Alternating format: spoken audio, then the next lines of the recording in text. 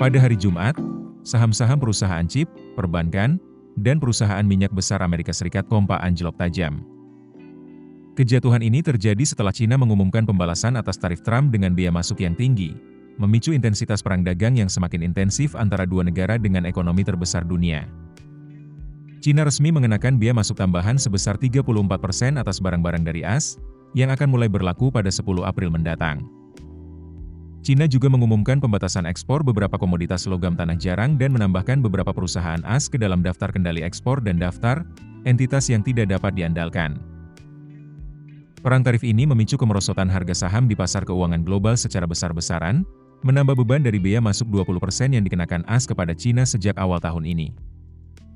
Saham Tesla dan Apple, di antara perusahaan teknologi konsumen dengan eksposur besar ke China, masing-masing turun 8% dan 4%. Meskipun kedua perusahaan memiliki produksi lokal di China, biaya masuk atas suku cadang yang harus mereka impor dari AS dapat menekan margin dan memaksa mereka untuk menaikkan harga. Saham G Healthcare merosot hampir 13%, menyusul kontrol ekspor China terhadap logam tanah jarang yang digunakan dalam pemindaian MRI.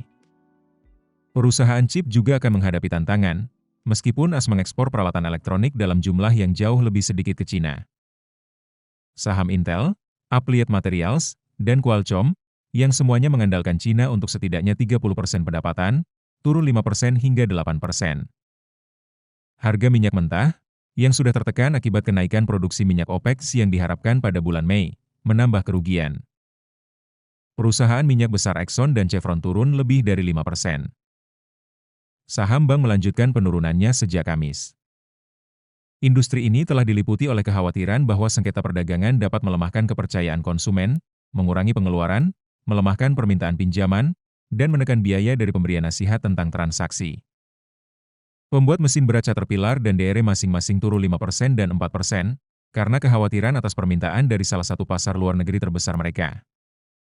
Saham perusahaan sepatu dan barang mewah utama berbalik arah setelah Trump mengatakan pemimpin Vietnam Thulam telah menawarkan pengurangan tarif impor AS. Saham Ralph Lauren naik 2,5%, sementara Tapestry naik sebanyak 3,6%.